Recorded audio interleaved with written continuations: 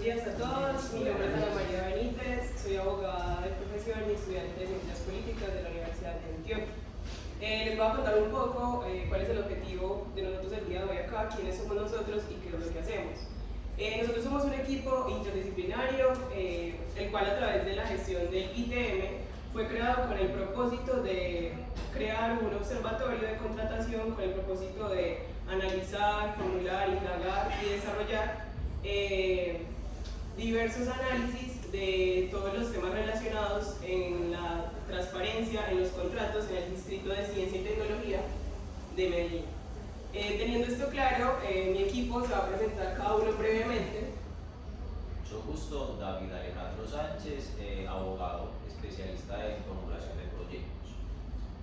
Buenos días, mi nombre es Diego Gómez, tecnólogo de desarrollo gráfico y hago parte pues como del grupo del ITEM.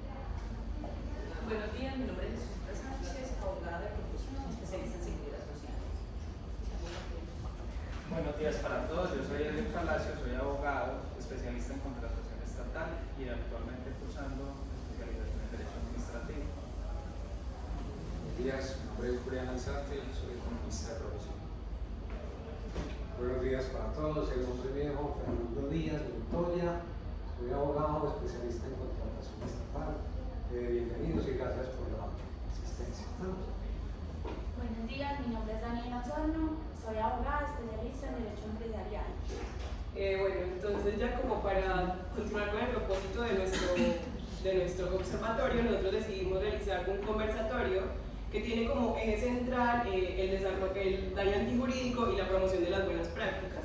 Ustedes se preguntarán como, bueno, ¿cuál es el objetivo de que se realice este conversatorio el día de hoy? Nosotros como equipo lo que pretendemos es que cada uno de ustedes hoy como que logre vislumbrar o contemplar que pueden aportar su granito de arena frente a los temas de transparencia, valga la redundancia, en los temas de contratación. Bueno, del primer tema que vamos a conversar es sobre el control social. Es importante saber que el control social es un mecanismo de participación ciudadana. Todos los ciudadanos tienen este derecho, el cual lo pueden ejercer de forma individual o colectivamente. Esto se hace para hacer un acompañamiento a toda la gestión pública. Por medio de este derecho se puede promover y alcanzar la realización de todos los fines del Estado y el correcto manejo de los recursos públicos. Así se garantiza la gobernabilidad y la democracia. Bueno, el control social se da por medio de veedurías ciudadanas. Las veedurías ciudadanas es la forma en cómo los ciudadanos le hacen un control, vigilancia y fiscalización a toda la gestión pública de las autoridades administrativas, políticas, electorales y todos los órganos de control. Bueno, los observatorios ciudadanos son aquí los ciudadanos elaboran diagnósticos y evaluaciones sobre el cumplimiento de determinada política pública. Bueno, también están los comités de los usuarios. Esta es una reputación libre y es de carácter permanente, donde se le hace un control a todos los servicios públicos. Y el diálogo social es un mecanismo democrático para la participación ciudadana, cual objetivo es promover la interacción y comunicación y consulta del seguimiento de las políticas públicas. A continuación, vemos también pues como el origen y el desarrollo de la contratación pública. Ya que anteriormente el Estado, pues en este caso, la contratación pública es un concepto que no siempre ha gozado pues como de autonomía, ya que anteriormente se hacía mucho lo que era la contratación directa y esta parte. Ahora pues como dándole más participación, hacen otro tipo de contratos, el tema pues de licitaciones, el tema de contratación directa, entre otras. Tenemos también en este momento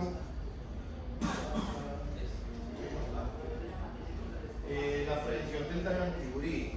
Ya pues más adelante ya mi compañero les dará como desglosando pues cada uno de los títulos, que es la competencia contractual, la constitución económica, el régimen de inhabilidades e incompatibilidades, la responsabilidad de la contratación pública, lo que es la verificación de cumplimiento de los requisitos mínimos de cada uno de los contratos y la protección del bien jurídico, la gravedad a los daños del patrimonio público, el manejo de los recursos públicos, que es pues como en base a este conversatorio, que en sí el recurso no se malgaste, ¿cierto? La vigilancia, prevención y control de contratos para evitar la materialización del daño jurídico, la importancia de la legalidad en los contratos, la aplicación de los principios contractuales y la aplicación del manual de contratación. Bueno, listo. Entonces ya acá vamos a empezar a desglosar de los que nos está hablando de la ley.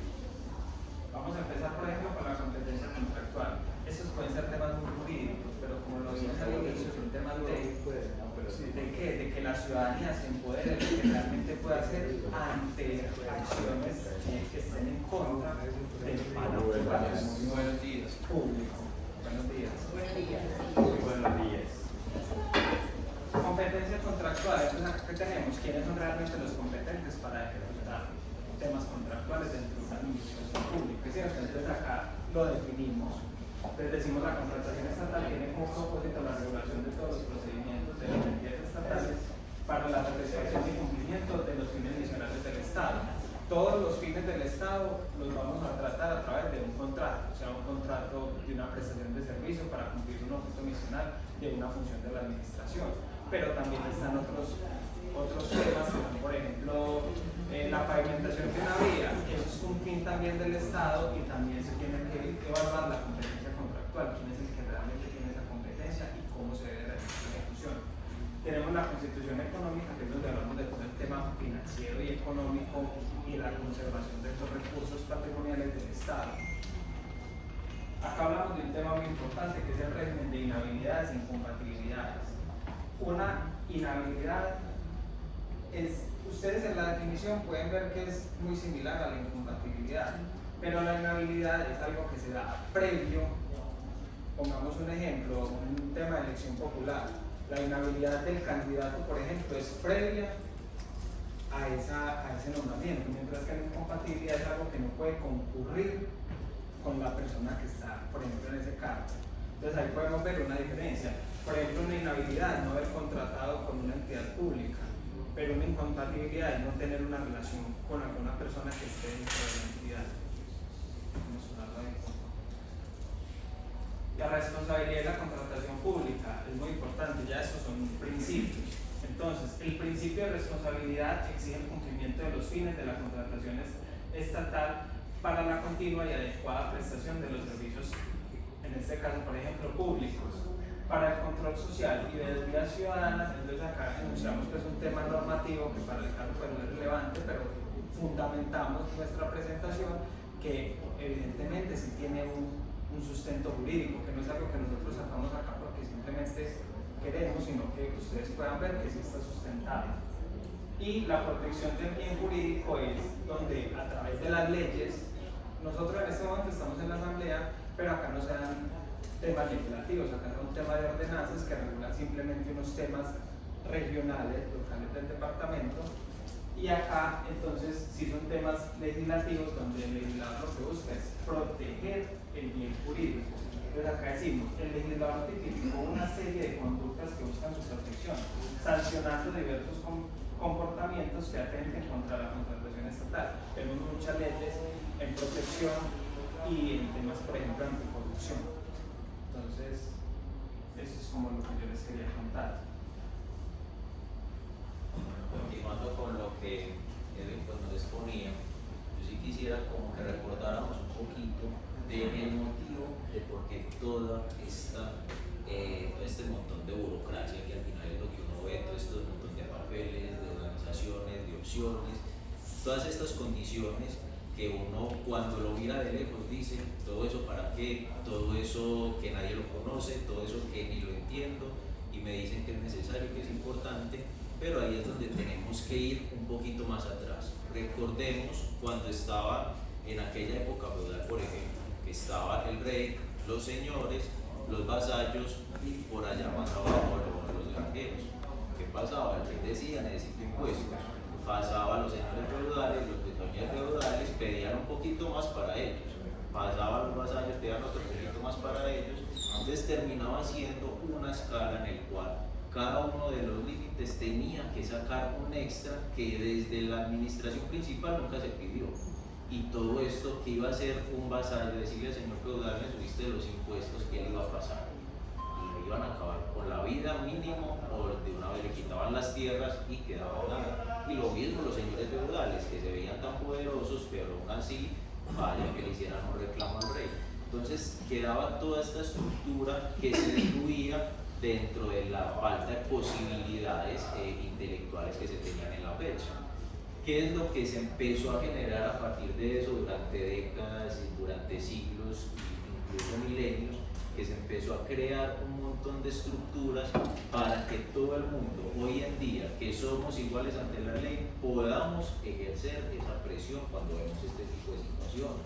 Entonces, por eso se crea todo esto, que sí, es agobiante cuando son tantos, es confuso cuando son tantas opciones y que se necesita muchísimo más apoyo para entenderlo y participar, sí, pero al final todo eso es una evolución que se crea para que nosotros podamos evitar este tipo de situaciones, como el conversatorio lo está diciendo, la prevención de ese daño antijurídico, la prevención de que un contrato se haga mal hecho y genere pérdidas, que se contrate a alguien que no tiene la capacidad idónea para gestionar algo, que se caigan colegios, que no se haga lo del Río Magdalena, lo que hemos hablado, que se cierre el ferrocarril. ¿Por qué? Porque si no generamos todas estas prevenciones de riesgo, si no hacemos que el riesgo sea mínimo, que siempre va a existir, pero si no lo hacemos que sea mínimo, pues lo que va a provocar es que entre más riesgo, pues va a generar estos daños que van a ir obviamente en contra de todos nosotros, que somos los que ponemos la plata en el mercado, que nosotros somos los que pagamos impuestos, los que ponemos la plata. Entonces es muy importante tener esa mentalidad de que ya no estamos en esa época, ya no somos personas que no sabemos leer, que no sabemos escribir y que no tenemos siquiera la posibilidad de entrar a hablar, a expresarnos y a poner una queja. Y también por eso hay que aplicar cada uno de estos puntos, y aunque aquí en este punto en específico no esté, también hacerlo de manera escrita. ¿Por qué? Porque muchas veces se comete el error de presentar una queja, por decir algo, a los periódicos, en internet, etc. Pero ¿qué es lo que pasa? Cuando esta queja viene y se la hacen el reclamo a la persona que se equivocó, a la persona que de mala fe lo hizo, ¿qué va a decir esta persona? Yo no veo ninguna reclamación acá. En mi sistema nadie me hizo una reclamación, nadie me hizo una solicitud, y se va a lavar las manos y va a salirse con la suya. Por eso hay que seguir estas estructuras, para que en el momento que uno dice nada de eso funcionó, nada de eso pasó, entonces voy al periódico, el periódico que va a encontrar, mire, le han hecho todo este número de reclamaciones, todo este número de solicitudes, y usted no ha respondido, le toca entrar a responder. Entonces esos son todos esos mecanismos de evitar llegar a ese punto final, a ese punto en el cual ya va a haber un daño, sino que se va a prevenir. Y por eso toda esta estructura engorrosa sí es totalmente necesaria, porque lo que estamos haciendo es disminuir los riesgos, estamos previniendo el daño antijurídico, estamos promoviendo buenas prácticas, que es algo que continuaría dentro del conversatorio.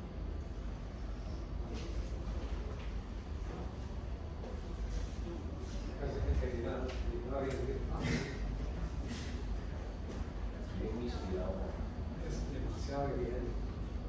No, bueno, vamos a hablar de la importancia de la legalidad de los contratos.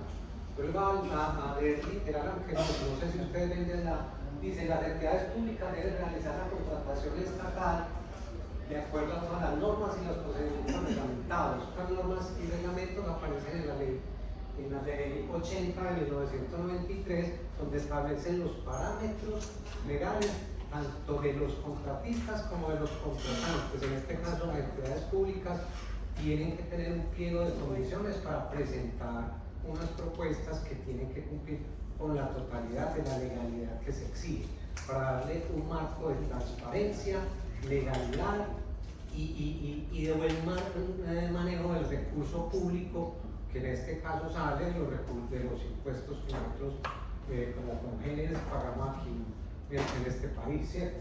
Aplicación de los principios contractuales, lo mismo que usted estaba diciendo, marcados en la ley 80 del 93, donde deben de haber 3 principios fundamentales: el principio de transparencia, el de economía y el de responsabilidad.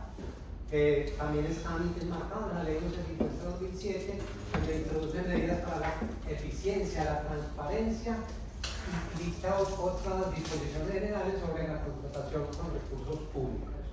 Aplicación del manual de contratación, pues explicar eso es normal, tienes que conocer el manual de contratación al momento de que vas a contratar, ya sea una persona jurídica o natural. Entonces tienes que estar sujeto a todas y cada una de los requisitos que ellos piden contratar. Dame una cartoncita, qué pena. Pero es que uno ve que en el sector público eso es dependiendo de la conveniencia que tenga. Hay gente que quiere evitar la ley 80 y lo hace por medio de un convenio interadministrativo, ¿cierto? Lo que pasa es que echa la trampa, echa la ley, echa la trampa. Entonces, pero normalmente es parte de la transparencia que falta para que las entidades de control puedan decir, venga papito, es que esto no es de ahí, ¿por qué no hacemos este filtro? Y eso es lo que nos toca a nosotros como servidores públicos, hacer esa especie de filtro. Exactamente, pero entonces ahí el daño antijurídico es muy difícil controlar. Y luego yo he estado en organismos de control de la parte fiscal de tipo Contraloría, ahora que estoy aquí en control interno, entonces uno sí se fija que, por ejemplo, dentro de las etapas contractuales, antes, durante y después, se cumplan los requisitos. Si es un contrato de prestación de servicios, pues listo, tiene una lista de chequeo que constantemente pues el abogado te dice que hay que cumplir estos requisitos, se hace permanentemente frente a esa parte, ¿cierto? Ya los que son de carrera administrativa pues tienen otro manejo, ya los que son de libre nombramiento tienen otro manejo. Exactamente, pero yo esto siempre que veo esta parte de contratación, siempre alguna cosita va a tener. Pero es parte de la dinámica que estamos haciendo hoy es que nosotros tenemos que generar conciencia, porque dependiendo de nosotros también es que nosotros podemos ejercer la ley como tendría que ser. Yo sé que lo que acabo de decir suena burdo y un poco brusco y poco ético, pero echa la ley, echa la trampa. Entonces hay veces que la gente por tratar de acomodar sus fichas trata de colaborar de cierta forma, cosa que no debería de ser. O sea, ¿para qué existen las entidades de control? Para poder prever y no dejar acceder a esas situaciones. Entonces, el conocimiento de esto, de cada uno de los o sea, estamos aquí es porque que hagamos conciencia de lo que tenemos que prever para más adelante. Que no tragar entero. Que tragar entero pues no sirve de nada hacer un ente de control que esté permitiendo dejar ciertas prácticas que no son más loables, ¿cierto? Entre esas cosas también hay que tener en cuenta que el riesgo siempre va a existir. No hay forma posible de que tú digas el riesgo está todo pensado, es imposible, siempre va a existir. El punto de todo este trabajo que se hace a través del distrito, a través de nosotros, a través de ustedes mismos, a través de tu trabajo, es que ese riesgo sea cada vez menor, que va a seguir sucediendo, va a seguir porque eso siempre va a pasar, siempre va a estar ese pequeño hueco, pero el punto es reducirlo a lo mínimo posible. Es como en temas ya diferentes que es la criminalidad. Siempre van a haber criminales, eso es así, nunca van a dejar de existir. ¿Qué es lo que se tiene que buscar? Que sean los mínimos posibles. Y en tema de contratación lo mismo, que ese tipo de situaciones que tú dices sean tan pocas que se sigan combatiendo, pero con la tranquilidad de que no va a haber un perjuicio mayor para todo el bienestar. ¿Sabes por qué te lo digo? Porque a mí nos tocó un caso que ya hoy trascendió y las personas en este momento están en detención, no están en argumento porque eran servidores públicos frente a ese trabajo, pero por concepto de en ese momento cuando se presentó de la registraduría fue favorable, de la Contraloría fue favorable, pero resulta que les metieron unos cargos que se han peculado por apropiación e incumplimiento de requisitos. Ahí no valió ni usted demostrar que el contrato se ejecutó, que no se hizo, que tal cosa, ¿no? Allá están, que es un caso muy sonado que es el alcalde de hoy, porque yo estaba en una oficina de control y a mí me tocó y eso sí se hizo. Lo que pasa es que ya va otros argumentos y algo que ustedes llaman en el derecho justicia selectiva, que eso implica muchas cosas más allá de lo legal, y eso tiene otros pergaminos y otras cosas, entonces ya eso trascendió a otras cosas. Eso, sino que digamos que ¿qué es lo que pasa? Que nos pasamos al lado de los términos justicia o injusticia.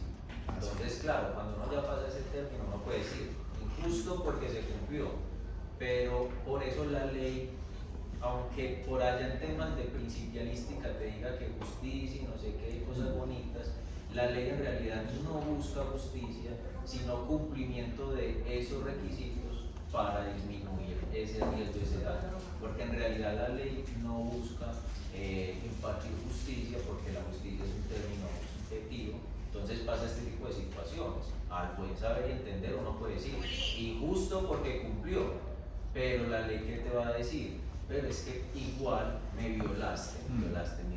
Entonces ahí también toca hacer ese ejercicio de, así nos dé rabia ese tipo de situaciones, porque es muy común y a cualquiera le puede pasar. También entender que por eso lo mejor es cumplir a rajatabla la ley para evitar eso, que también da rabia cuando otra gente cumple a rajatabla la ley, igual se roba la plata, entonces ahí da más rabia, porque se cumplió la ley, entonces salió a la calle y está por ahí, igual se robó la plata, da más rabia, pero por eso se trata de disminuir todo a lo mínimo y de que la ley por eso es evolutiva, de que todo eso se siga creciendo y mejorando. De hecho, ahí esta mina pues, que continúa, dice promoción de promoción de las buenas prácticas en contratación. Se refiere a incentivar y difundir un conjunto de acciones que son las que a la postre generan una cierta tranquilidad a la hora de contratar, de hacer un contrato, para que las buenas prácticas puedan dejar que no suceda lo que está diciendo el compañero ahora, de que queden esos vacíos jurídicos y que de pronto vengan a posterior esos daños jurídicos tanto para la persona como para el Estado. Eso es lo que difundir esas buenas prácticas en cualquier cuestión de la contratación, en la adquisición de bienes, en un contrato de prestación de servicios, en una obra pública. Eso es lo que nos va a generar que haya un ambiente de tranquilidad y que nosotros podamos hacer un perfecto control de lo que se está haciendo. Por eso inclusive se creó el SECO 2, inclusive ahora está funcionando el 2, es una plataforma que de cierta forma en todo el Estado colombiano, plataforma que a nivel nacional, nos da la tranquilidad de que usted puede ingresar a esta plataforma y auscultar cualquier clase de contrato, bien sea aquí, en Bogotá, en Cali, en lo que sea. Entonces, en nosotros está de que realmente podamos hacer un verdadero control, que tengamos la cultura de hacer eso, de fiscalizar y estar vigilantes de los recursos que nosotros mismos apropiamos. Bueno, y entonces las CIAs que Las CIAs prestan su control, tienen que ser más rigurosas, tienen que ser más diligentes en el aspecto de estar muy. Pero ¿a qué llegamos nosotros? No es que le dejemos tampoco la tarea a las CIAs, porque nosotros también como ciudadanos tenemos el derecho y hasta yo diría la obligación de mirar, bueno, entonces este contrato por dónde lo tiraron, cómo, por qué valor, cuáles fueron los requisitos, cumple con los requisitos, porque tampoco lo podemos dejar todo a las CIAs, porque también en las CIAs, que dice el compañero, también como hay gente que es muy tranquila y muy honesta, también no debe faltar quien se le desbarate un poquito el carro y se quede amarrado. ¿Sí me entienden? Entonces, en nosotros está la cultura de también hacer un control fiscal. Si tienen alguna otra pregunta, no, quería pues buscamos como por canal. Y hablando de, frente a la pregunta que hacía el compañero, que pues que trabaja en control interno y ha sido integrante de los entes de control, pues efectivamente el tema de los contratos interadministrativos yo creo que es la excepción a la regla, ¿cierto? Porque la regla general es que los contratos, la mayoría, dependiendo la clase de contratos, son por licitación pública. Normalmente siempre son por licitación. La excepción es que son contratos interadministrativos, que frente a eso pues uno como ciudadano muchas veces no tiene control. Lo que uno sí viene aquí, uno efectivamente sabe que hay muchas personas que tienen conocimiento, que tienen experiencia y que han trabajado con entes de control y que son profesionales como uno, pero si bien uno aquí como hay de pronto una mayor información, porque también hay personas que desconocen cómo hacer un control social, ¿cierto? Entonces, como para que esas personas también se motiven a saber cómo se hace un control social a través de pronto de algunos conocimientos o algunas inquietudes que nosotros aquí le podamos pues dejar, ¿cierto? Entonces, de eso se trata, pues, porque como ciudadanos tenemos todo el derecho de hacer ese control social, pero si no sabemos cómo hacerlo también es difícil. Entonces, ahí donde el compañero hablaba está el SECO, que es una plataforma por donde se pueden analizar todos los contratos que desarrolla el municipio de Medellín, el Distrito Especial de Ciencia, Tecnología e Innovación, que así se llama hoy el municipio de Medellín.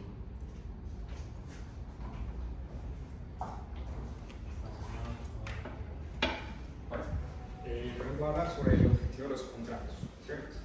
Como bien indica el texto, los contratos públicos brindan a las partes involucradas un beneficio económico. Por ejemplo, cuando se hace o se firma un contrato para la construcción de una infraestructura pública, estos obtienen un beneficio económico y adicionalmente pues favorece su rentabilidad y también se genera, digamos, un empleo local o se genera mucho más empleo o un dinamismo económico local, ¿cierto? Pero adicional a esto, también hay otro tipo de beneficios que son beneficios intangibles. Por ejemplo, la credibilidad y la reputación de los proveedores cuando estos cumplen sus compromisos de manera responsable, o por ejemplo cuando las entidades gubernamentales ofrecen servicios de calidad, se genera una confianza superior en el público que hace que tenga pues, este incremento de la confianza hacia estas entidades gubernamentales, ¿cierto? Otro beneficio adicional podría ser, por ejemplo, la transparencia, que la transparencia se ve mucho en los contratos o en los procesos de licitación.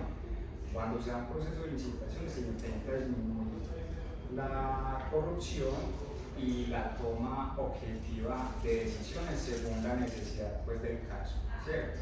Entonces, en conclusión, podemos decir que no solo hay un beneficio económico, sino también unos beneficios intangibles en los contratos que van alineados como para el cumplimiento obviamente de la función pues, de estos recursos económicos, ¿cierto?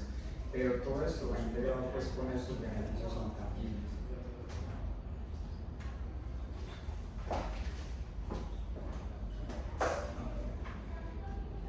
Bueno, en la búsqueda del bien común, esto es un concepto fundamental para la creación de sociedades. Yo creo que es un concepto porque ¿qué busca? Busca, digamos, promover el bienestar general de toda la población sin darle prioridad a algunos intereses en específico de alguna población en específico o intereses individuales, ¿cierto? Entonces, para criterio mío es como un concepto simplemente. ¿Qué se necesita para lograr esta búsqueda del bien común? Principalmente se necesita la participación activa del Estado, ¿cierto? Digamos que el Estado se encargaría de promover este bienestar general, de hacer o crear leyes y políticas que promuevan y garanticen, digamos, ese bienestar en común o esa seguridad social, por decirlo así, ¿cierto? Estos deben garantizar incluso que esto se cumpla también, porque de nada tiene sentido de que se creen leyes y no haya quien regule ni quien controle para que se garantice esto, ¿cierto? Otra cosa adicional para alcanzar el bien común sería de pronto la educación hacia la población. Es fundamental que la población tenga al menos o considere la importancia de este interés general. Y finalmente es fundamental que haya o se creen diálogos en colaboración tanto de las empresas como del gobierno. ¿Por qué? Porque si se está buscando un bien común, se debe estar alineado siempre con un enfoque de los diferentes sectores. Muchas gracias.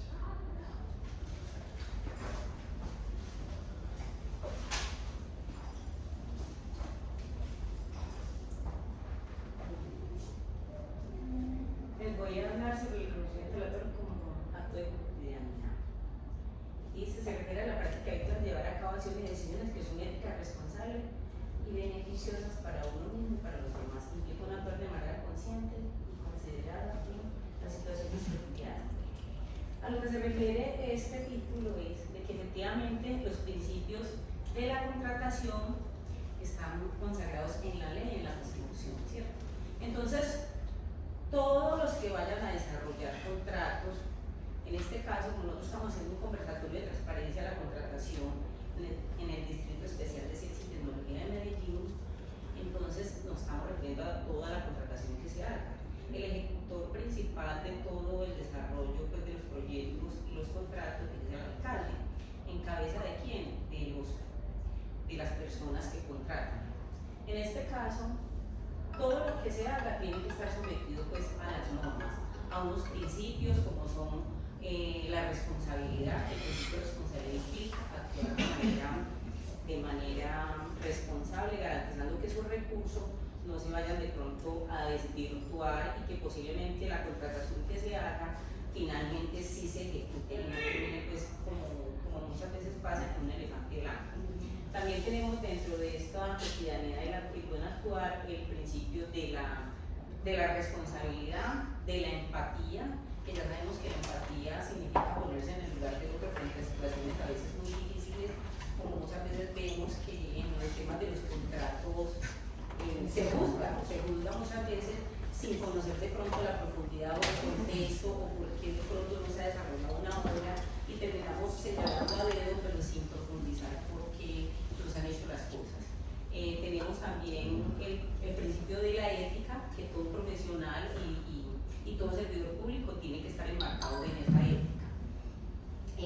Tenemos el principio de garantizar de que esos dineros realmente se ejecuten en los proyectos que realmente pues, se ponen al servicio de la comunidad. Como bien sabemos, cada vez que se arranca con un proyecto o con una contratación, el interés de la administración pública siempre es como garantizar de que esos contratos beneficien pues, a la población total. Entonces ahí es donde normalmente y siempre los ciudadanos tenemos que estar como garantes, como veedores. No necesariamente tiene que ser la Contraloría, sino que también nosotros como, por ejemplo, muchas veces desarrollan obras en barrios y usted como líder del comité de acción comunal o como veedor de la comunidad puede estar haciéndole seguimiento a que los proyectos se ejecuten y en caso tal de que haya un retraso es indagar por qué se retrasaron, que lo pueden hacer a través de un derecho de petición, porque normalmente siempre si usted va y le pregunta al contratista no le sabe decir, pero si usted lo hace a través de un derecho de petición sí le pueden responder de manera formal qué está pasando y usted hace el seguimiento para que esos dineros no se desvíen. Entonces eso es lo que se busca precisamente con este buen actuar, que tanto la administración pública actúe con buena fe, con empatía, con responsabilidad, que se inviertan los recursos donde tienen que invertir, la comunidad también sea veedora de que esos recursos y las obras se ejecuten. Pero muchas veces también es escrito. A veces uno coge la contratación y debe el tiempo y el clima también. No, efectivamente hay unos factores externos que a veces, generan unos retrasos. Llega el invierno. Sí, pero son retrasos que muchas veces se pueden justificar por el clima, más no porque los dineros posiblemente se perdieron y no se supo en qué momento se desviaron y finalmente la obra no se ejecutó. Entonces es evaluar. Por ejemplo, volvemos a todo lo que hemos hablado, de que cuando eso sucede, pues se hace el reporte, la clima se tiene en forma de mostrar que efectivamente se retrasó, no porque se esté perdiendo la plata, sino que simplemente sucedió algo inesperado, sucedió un riesgo que no se esperaba. Y que normalmente pues esos riesgos o esas eventualidades aparentemente dentro de un contrato casi siempre las tienen en cuenta, y de hecho que por eso existen las adiciones, porque muchas veces una obra se programa para terminarse en cierto tiempo y efectivamente no se termina, pero porque son factores externos que se presentan. Ahí es donde siempre las personas, los líderes, los veedores, los de las acciones comunales tienen que estar pendientes qué se está ejecutando en su barrio, y si no saben cómo hacer valer esos derechos, indagar. ¿Y la interventoría también está pendiente? Sí, efectivamente la interventoría también, pero ¿qué más que realmente a los ciudadanos donde la obra va a generar un impacto? Esos son los más interesados en que una obra efectivamente se pueda ejecutar y llegue a felices términos. Un ciudadano, por ejemplo, le pueda comentar esas situaciones al interventor para que el interventor vaya a revisar más detalladamente. Ese tipo, en esta segunda parte de lo que hemos expuesto, esa otra parte más del día a día, más de la sociedad, de la ciudadanía, que también puede ayudar a que todas estas cosas obviamente mejoren a futuro y sigan mejorando.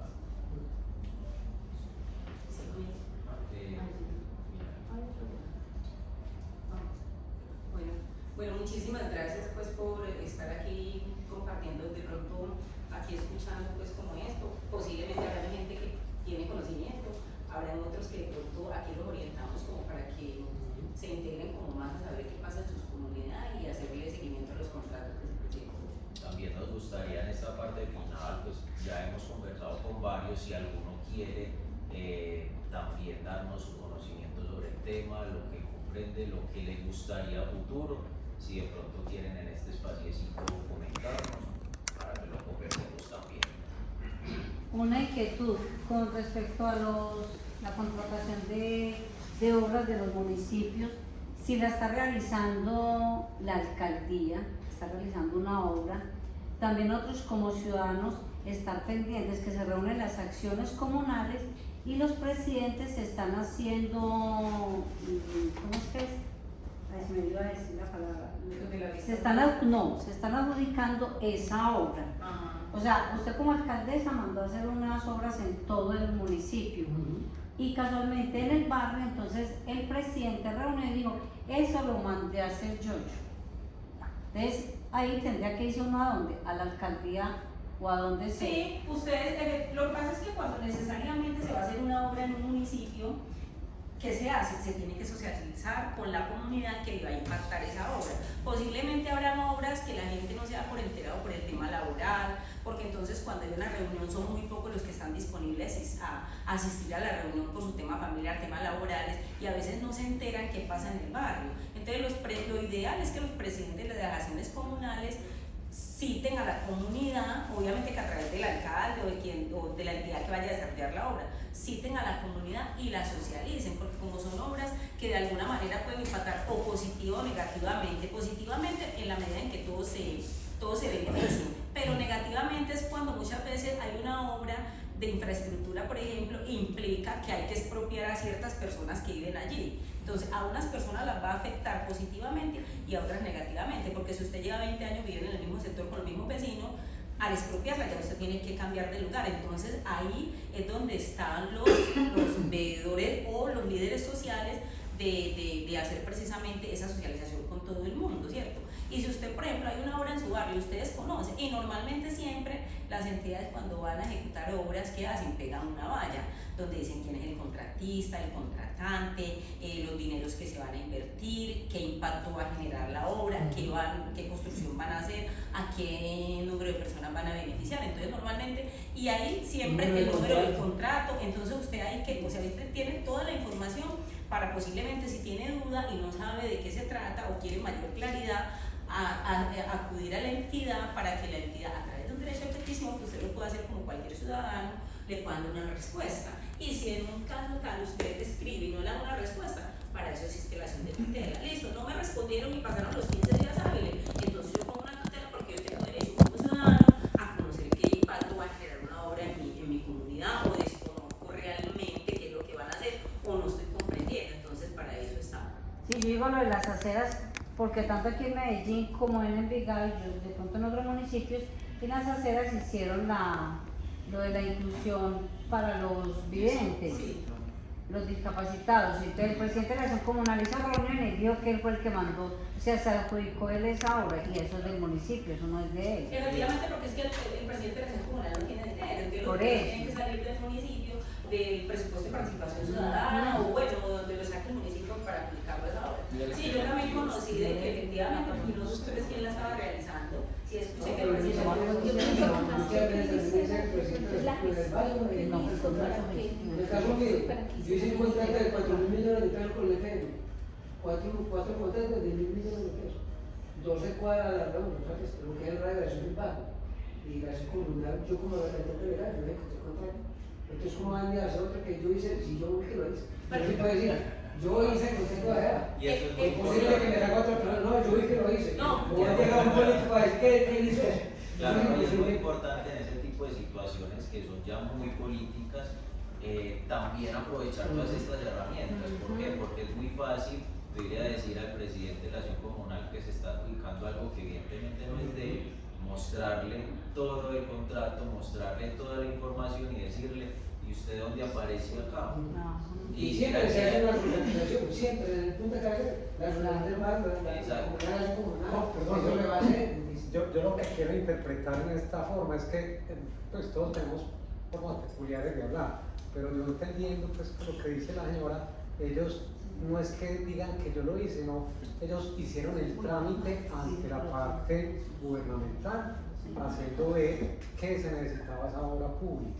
Yo digo que es más bien que ellos no hablan, pues no dicen como tienen que hablar, sino que en vez de decir, hombre, yo gestioné esto, porque no la comunidad puede ir a gestionar. En mi barrio hay unas aceras que están en unos huecos, un peligro, y que entonces se la vamos a hacer así con las técnicas que se necesitan para las personas en situación de discapacidad. Sí, también es real, pero para mí es que lo gestionan, y gestionar no es lo mismo que hacer, pero ellos lo toman pues como mutuo propio.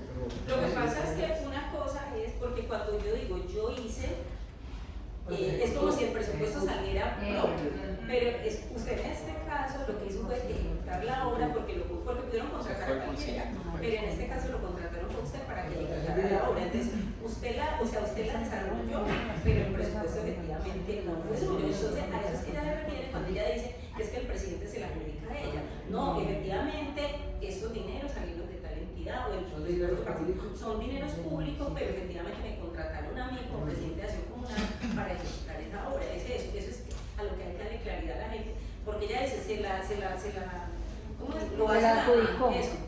adjudican y dicen yo lo hice. Entonces la población que de pronto no tiene esa dimensión o no tiene ese conocimiento de saber que efectivamente los dineros no son suyos, creen que posiblemente le es usted. Sí, porque posiblemente uno porque tiene ciertos conocimientos, pero hay gente que no tiene conocimiento de nada. El presidente de la Acción Comunal hizo el parquecito, el presidente de la Acción Comunal hizo la escala, ¿sí me entiendes?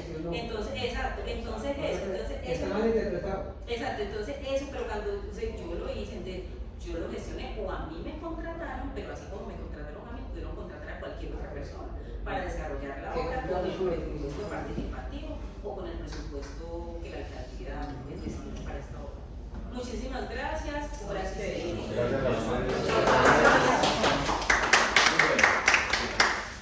Bueno, por último,